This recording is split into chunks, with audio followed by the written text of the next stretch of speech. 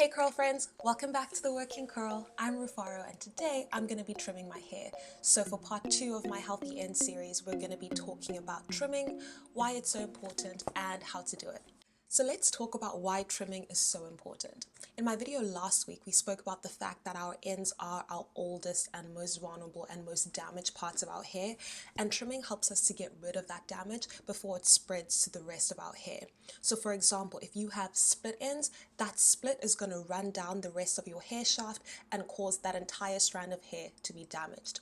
By the same token, if you have single strand knots, if you have a lot of dryness on the ends of your hair or that kind of damage, it's going to cause your ends to tangle a lot more, which causes breakage and therefore loss of length in your hair. Other signs that it's time for a trim include if your hair is always snagging at the same point. So you recently detangled your hair and everything should be good, but when you try to separate it, it's snagging towards the ends. A second sign could be if your hair is constantly dry no matter what you do.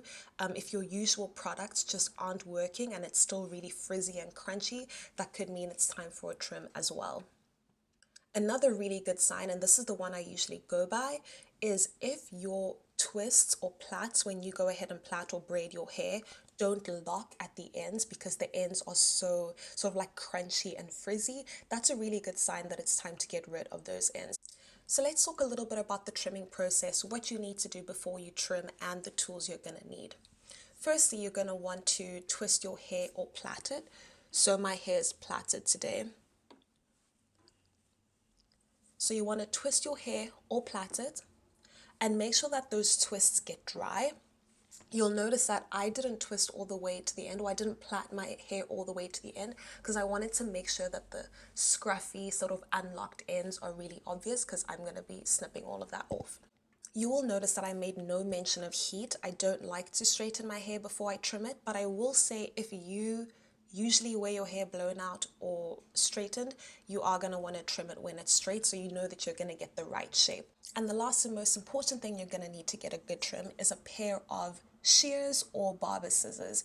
These are really, really important to have because if you try to trim your hair with regular scissors, you're actually just going to cause more damage. If you don't have access to scissors that are specifically for hair, you're better off not trimming your hair and waiting until you have access to shears. You'll notice I do have quite a few small twists. I usually wouldn't plait my hair in so many and so small plaits because it's time consuming, and I don't like time consuming things when it comes to my hair.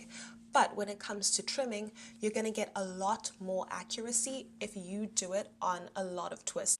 Once you've identified where the damage ends on your hair, make sure that you trim after the damage. You don't want to trim right where the damage ends because you might not get it all.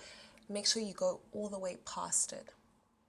And you also want to try and match how much you're trimming off each plait, just so you end up with a nice enough shape.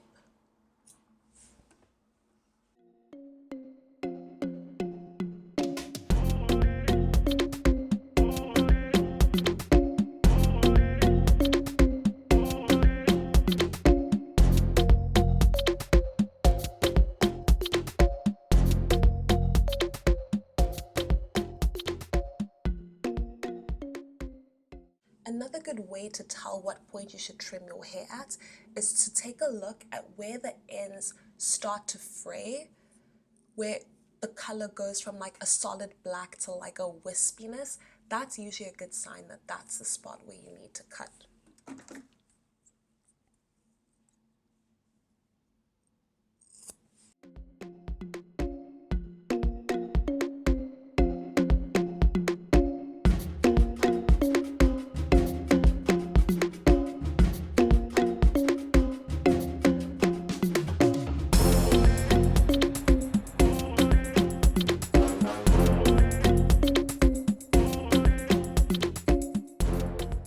Immediately, I can tell that the ends that I have left are even, they're thicker. I don't see that fraying and that scruffiness that I was trying to get rid of. So it was a good trim. Now I'm gonna go ahead and undo these.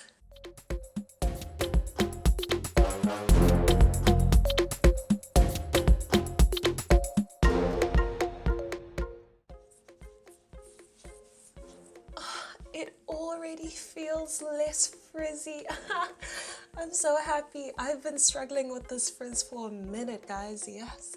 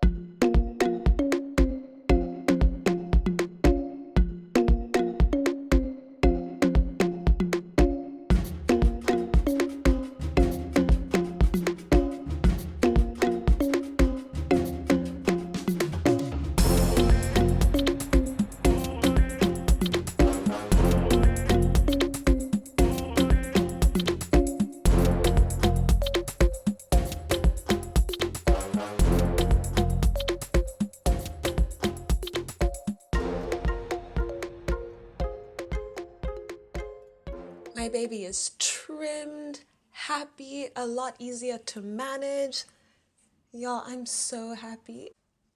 So ultimately, this is how much hair I trimmed off today. At first glance, it does look like a lot of hair, which can be scary for us naturals. But if we want to have healthy, long hair in the long term, we have to be willing to sacrifice short-term length. Thank you all for tuning in today. I hope it was helpful. As always, please like, comment, subscribe, share this video. Let me know what you thought, and I'll see you next week.